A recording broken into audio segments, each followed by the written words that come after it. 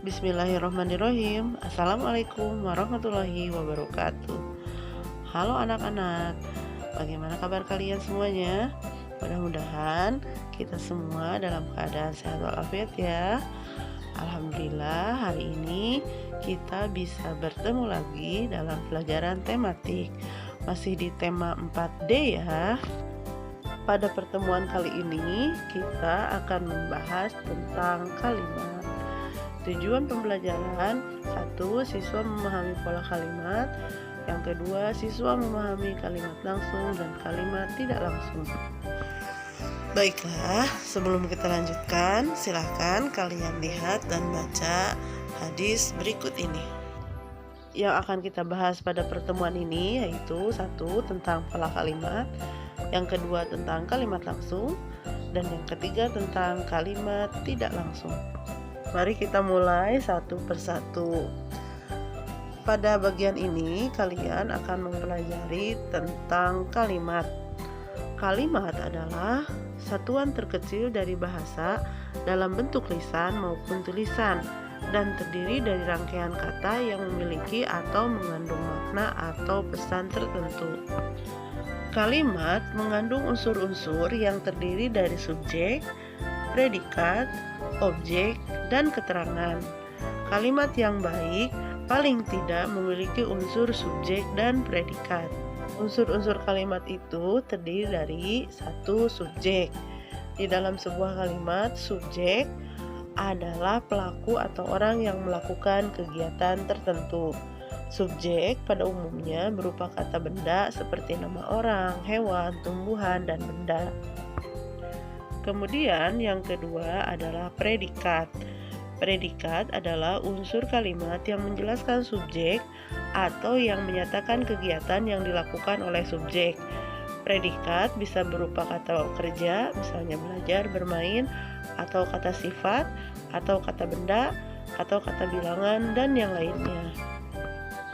Unsur kalimat yang berikutnya adalah objek. Objek adalah sesuatu yang dikenai tindakan oleh subjek. Unsur cerita yang terakhir adalah keterangan. Di dalam sebuah kalimat, keterangan menjelaskan bagaimana, di mana, atau kapan peristiwa terjadi dalam kalimat tersebut. Keterangan dalam kalimat dapat berupa keterangan tempat, keterangan cara, keterangan tujuan, keterangan alat, keterangan waktu, dan keterangan penyerta. Ini contoh beberapa kalimat dengan urutan pola yang berbeda.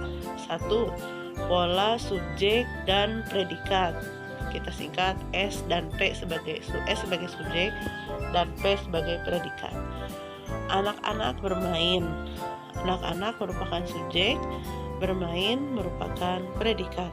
Selanjutnya yang kedua, pola subjek, predikat, dan objek atau SPO. Contohnya, anak-anak bermain bola. Anak-anak subjek, bermain predikat, dan bola merupakan objek. Yang ketiga, pola subjek, predikat, dan keterangan atau SPK. Contohnya, anak-anak bermain di lapangan. Anak-anak subjek, bermain predikat, dan di lapangan keterangan. Pola yang keempat adalah pola subjek, predikat, objek, dan keterangan atau SPOK. Contohnya, anak-anak bermain bola di lapangan. Anak-anak subjek bermain predikat, bola, objek di lapangan keterangan. Sampai di sini bisa dipahami tidak kira-kira? Mudah kan? Kalau bisa dipahami, kita lanjutkan ke materi berikutnya. Materi yang kedua adalah tentang kalimat langsung.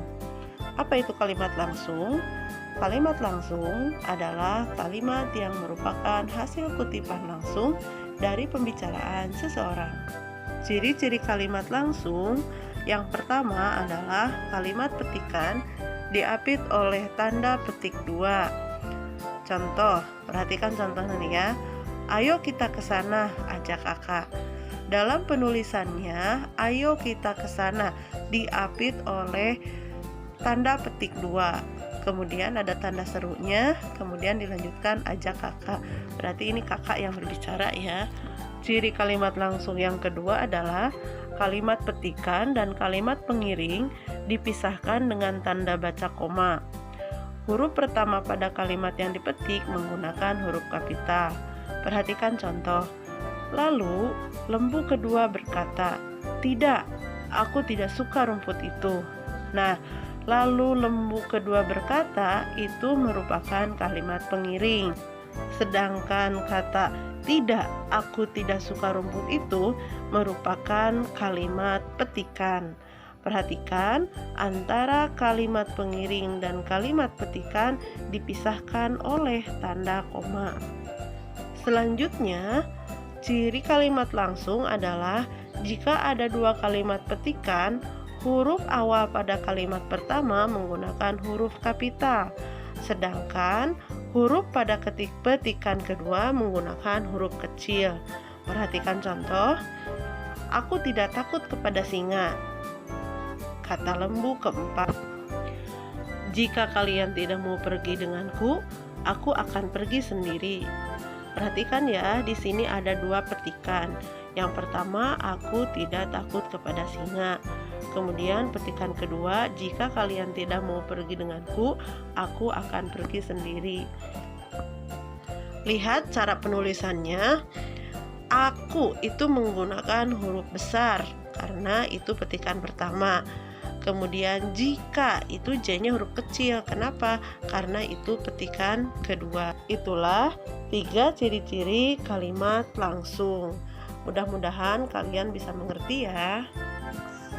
Bahasan yang ketiga adalah kalimat tidak langsung. Kalimat tidak langsung artinya kalimat yang menyatakan perkataan orang lain dalam bentuk kalimat berita. Ciri-ciri kalimat tidak langsung yang ke-1, tidak menggunakan tanda petik. Ciri kalimat tidak langsung yang kedua, terdapat perubahan kata ganti orang. Kata ganti orangnya sebagai berikut. Yang ke-1, kata ganti orang pertama berubah menjadi kata ganti orang ketiga. Contohnya, saya atau aku berubah menjadi dia atau ia. Kemudian kata ganti orang kedua atau ketiga berubah menjadi orang pertama. Contohnya, kamu atau dia berubah menjadi saya, aku, atau nama orang. Ciri kalimat tidak langsung yang ketiga, biasanya ditambahkan kata hubung atau konjungsi bahwa. Sekarang kalian perhatikan contoh kalimat berikut ini. Yang ke-1, ayah berkata, "Kamu harus rajin belajar." Menurut kalian, ini kalimat langsung atau kalimat tidak langsung ya? Benar, ini kalimat langsung.